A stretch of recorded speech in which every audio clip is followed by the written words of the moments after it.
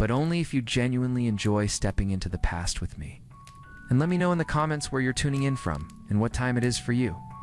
It's always fascinating to see who's joining us from around the world. Now dim the lights, maybe turn on a fan for that soft background hum, and let's ease into tonight's journey. Together, congratulations. You've just woken up near Boston in early 1776. The good news, you're part of a cause that's stirring spirits across the land. The bad news, everything else. Your bed is likely a makeshift pile of straw in a crowded tent or a repurposed barn. And the air hangs thick with the smell of wood smoke, unwashed bodies, and something you'd rather not identify. It's probably a combination of stale food and the ever-present consequences of inadequate sanitation. You're a soldier in this new American army.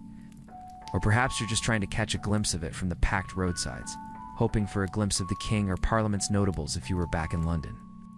Or perhaps hoping for a glimpse of General George Washington. If you are here in America, this is hardly the polished, disciplined force you might imagine. General John Burgoyne, a British officer, has already dismissed the American soldiers as a rabble in arms. And honestly, looking around, you might see why. Your comrades are a bewildering mix.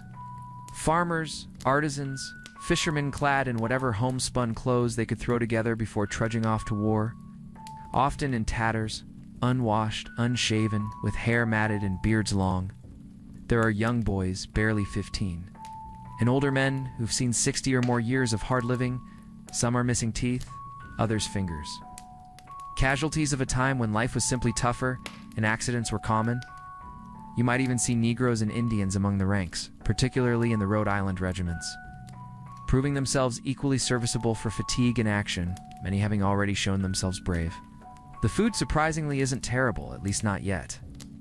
You can count on meat or fish most days, and fresh produce is available at low prices rolling into the camps.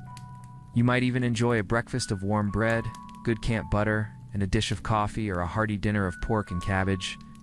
But for every decent meal, there's the ever-present threat of disease. Camp fever, dysentery, typhus, and typhoid fever sweep through the ranks, turning camps into breeding grounds for sickness and death. Latrines are often open pits, and too many men neglect to use them properly, leaving excrement scattered around the fields, a pernicious habit that contributes to the vile stench hanging over the camps. Cleanliness is understood to be the killer of disease.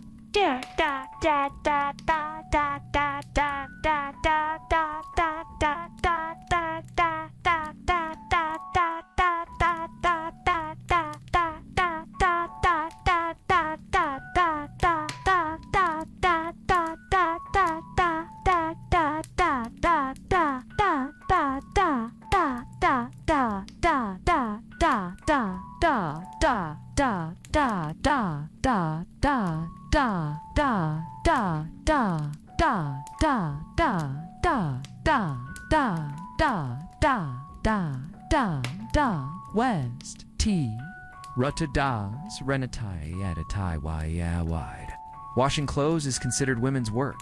There aren't many women in the American camps doing laundry like there are with the British troops. The army you've joined is largely untested, its officers often as ignorant of military life as the troops they lead. According to observers, they were elected by the men, and many are more concerned with popularity than discipline. You hear stories of men being flogged, put on the wooden horse, or droomed out of camp for drunkenness or minor infractions, punishments Washington has ordered to bring order to this rabble. Despite the efforts, a British ship surgeon who visited some of the rebel camps described roads crowded with carts and wagons hauling provisions, but also inordinate quantities of rum, noting that without New England, rum, a New England army, could not be kept together. He calculated men were consuming a bottle a day. The spirit, while high in moments of patriotic fervor, is also prone to dissipation. Your arms are as varied as your comrades' costumes, mainly flintlock muskets and fowling pieces. Some ancient, the average musket is heavy, about 10 pounds.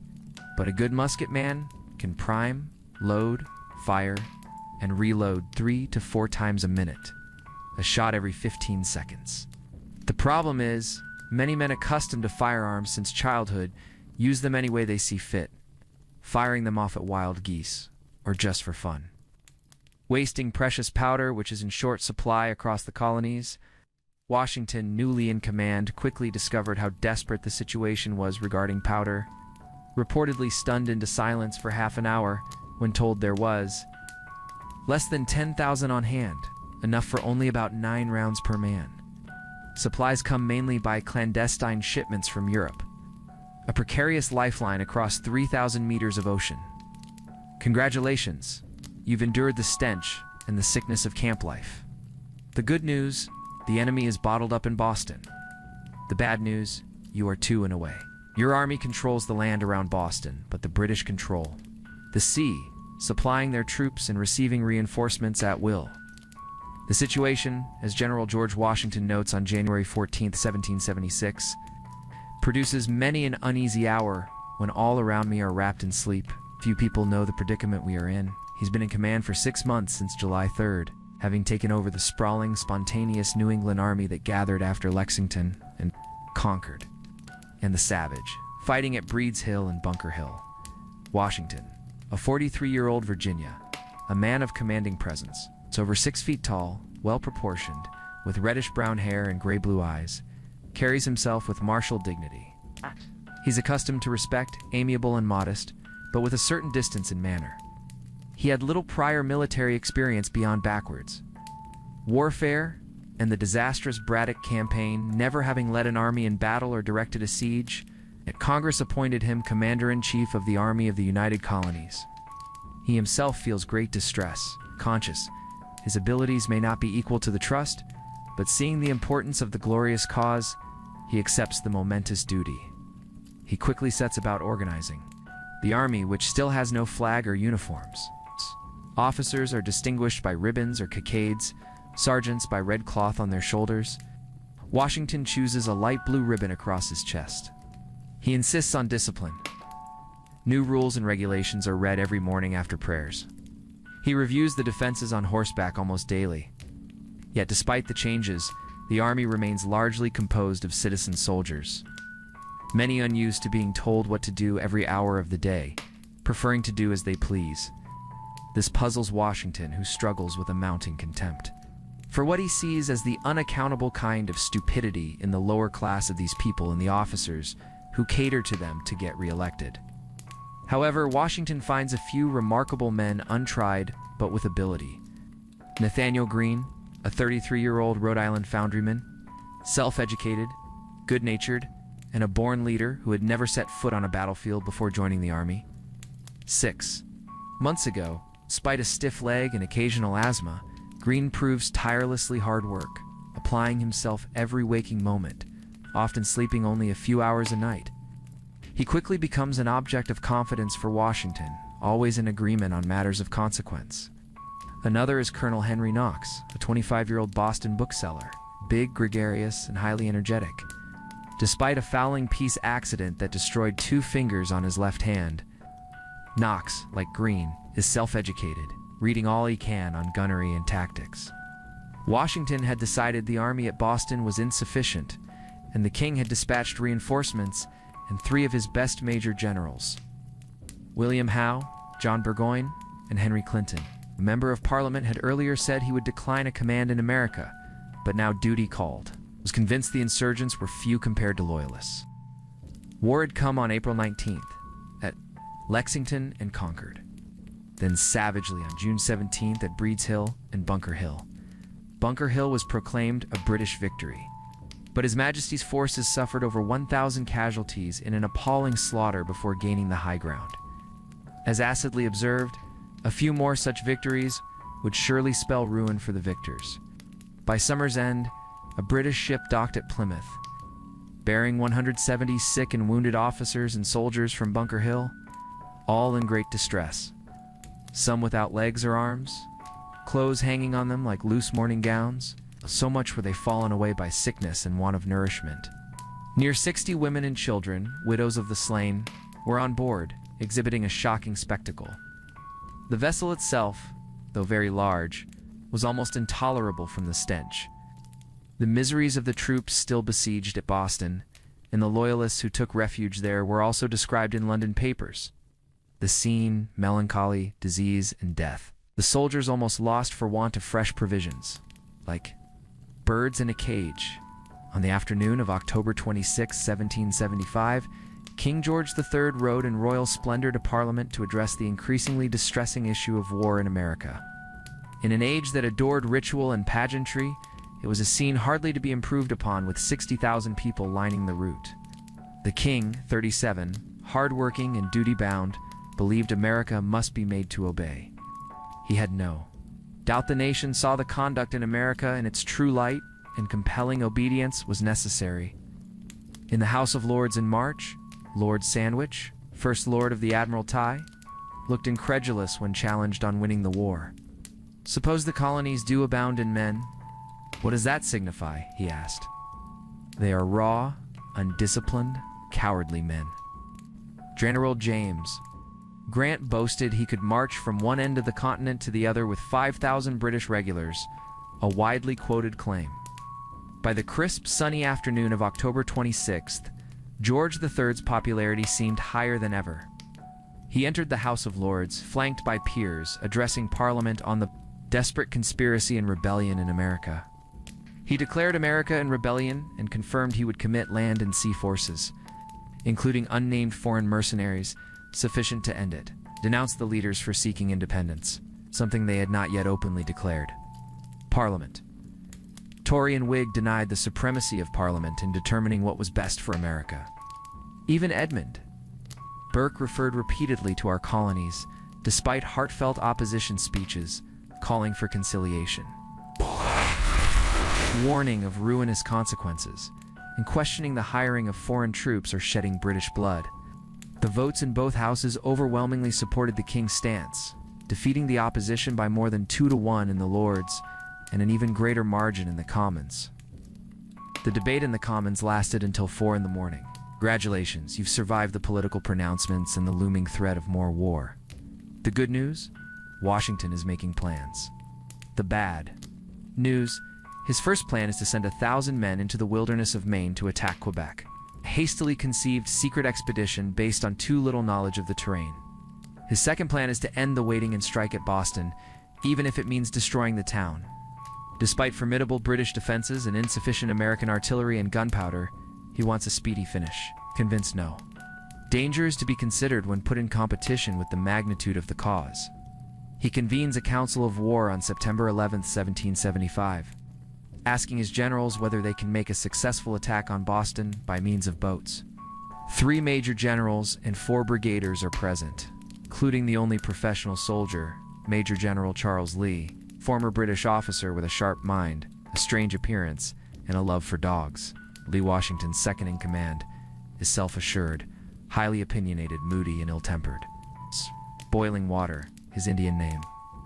He thinks Washington's Appalachian excellency is absurd, but acknowledges Washington as the first officer in military knowledge and experience we have in the whole army. General Artemus Ward, a heavy-set Massachusetts farmer and storekeeper who had overall command before Washington, is present. Considered a good man, a thorough New England man, though uninspiring. Fat old church warden Lee. The council discusses Washington's amphibious assault plan. They know winter is approaching. The troops lack barracks and firewood, and enlistments are expiring. Disbanding one army before assembling another could mean ruin. Gunpowder is short, but enough for an attack. They consider the hazard, the loss of men, and the consequences of failure. After discussion, they unanimously agree not to attack. Not for the president, at least. It is a sound decision. The hazard is too great, the chance of disastrous failure real. Men could be stranded on mudflats under fire, it could be another Bunker Hill slaughter. Washington accepts the decision, but continues work on flat-bottomed boats and writes to John Hancock. He is not wholly elated. Aside, sensing many in Congress are as impatient as he with the stalemate. By late November, re-enlistments are alarmingly few. Fewer than 1,000 of 10,000 men agree to stay. Washington advises Congress that some stimulus besides love of country, like paying troops in advance, is needed. His war chest is empty. The troops haven't been paid for weeks. Morale is low. When he confides in Joseph Reed, his invaluable secretary, that his situation is truly alarming and General Howe is well apprised. He feels a dearth of public spirit and want of virtue among the Yankee soldiers. A dirty mercenary spirit pervades the whole, he writes, He would never have accepted command had he foreseen his difficulties. Congratulations. Winter has come, but with it opportunity. The good news, Colonel Henry Knox is on his way with cannon from Fort Ticonderoga. The bad news, the journey is brutal. His army is shrinking, and the British still seem to underestimate you. On November 21st, the first snow falls. Winter is here, with bitter winds. Distress is reportedly extreme in Boston. The British are cutting trees and tearing down houses for firewood. Supplying the besieged city by sea is difficult due to winter storms and American privateers. Food is short. Men are dying of scurvy. Smallpox rages. British deserters crossing the lines report the American army is tired, unpaid, lacks clothing, and longs for home.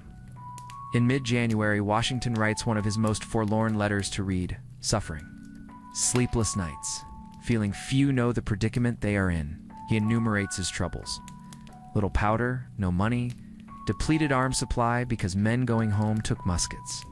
Only half his paper army fit for duty. He believes his inability to attack Boston led to this pass, and considers it miraculous the British are blind to his true state. He's downcast, wishing he'd taken his musket and entered the ranks or retired to the back country and lived in a wigwam. He believes if he rises superior to these difficulties, it must be Providence blinding the enemy. Washington learns through undoubted intelligence. The British are fitting out ships likely for New York, a city of vast importance. Generals Lee and Greene are convinced New York is crucial. Loyalists are numerous there. Greene warns getting sentiment against them would be a fatal stab to the colony's union. He sees two choices: defend New York or burn it. Lee offers to go to New York to see about defenses. Washington, though agreeing time is of the essence, knows congressional approval is needed. Fortunately, John Adams, on leave from Congress, assures him New York is a kind of key to the whole continent, and no effort to secure it ought to be omitted, giving Washington full authority for action anywhere. On January 8th, Washington dispatches General Lee to New York to put the city in the best posture of defense. The bitter cold continues in Massachusetts. Washington tests the ice on Back Bay, hoping for an ice bridge for an attack. On February 16th, he convenes a council of war, urging a bold attempt on Boston, a vigorous attempt when practicable. Gates notes it's a major question. Putnam bewails the lack of powder. Greene, stricken with jaundice, writes his dread of the proposed attack. Horrible if it succeeded, still more horrible if it failed. The council says no to attacking Boston again. However, they agree to another plan.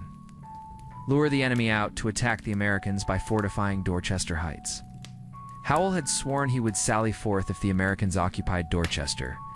Washington, crestfallen over not attacking Boston, thought too dangerous, gracefully concedes. Perhaps. His irksomeness led him to propose more than warrant prudence. Now there would be no holding back on Dorchester. Preparations are elaborate and mammoth. Fortifications are built elsewhere out of sight. Timber frames filled with screwed hay or bundles of branches, faces, barrels filled with earth, are ready to roll down slopes on the advancing enemy to divert the enemy and drown out noise. Night artillery barrages are planned from Roxbury, Cobble Hill, and Leckmere Point, where Knox's cannon from Ticonderoga are emplaced. The crossing of the Dorchester Causeway will be concealed by a barrier of hay bales. 3,000 men under General Thomas will fortify the heights. 4,000 more will stand by at Cambridge for an amphibious attack on Boston. Once the British assault on Dorchester begins, Howe is reported to intend to evacuate. Boston at first chance? But this does not deter Washington. Congratulations, you've made history. The good news, the British are gone from Boston. The bad news, the war is far from over, and your army is headed to New York, where the challenges are immense. On the night of March 4th, 1776, the bombardment of Boston begins. British answering with a heavier cannonade. Abigail Adams, 10 miles away, writes her house shakes, and she can't sleep. Little damage is done, mostly noise, just as Washington wished. On the crucial third night, March 4th, the roar is furious. British Captain Charles Stewart describes sheets of fire and inhabitants in horrid situation, women crying for protection from American lines. Lieutenant Samuel Webb hears cries of poor women and children. First crash of guns. General Thomas and 2,000 men move rapidly and silently across the Dorchester Causeway, shielded by hay bales. Hundreds of carts and wagons loaded with chandeliers, fasten, hay bales, barrels, and guns from Ticonderoga follow. Dr. Thatcher notes the procession moves in solemn silence, while cannon roar. Progress up the steep slopes is difficult, teams and wagons make 3 and 4 trips. The night is unseasonably mild, perfectly beautiful with a full moon. Ideal conditions for working, as if the hand of the Almighty were directing things, as Reverend William Gordon feels certain it was.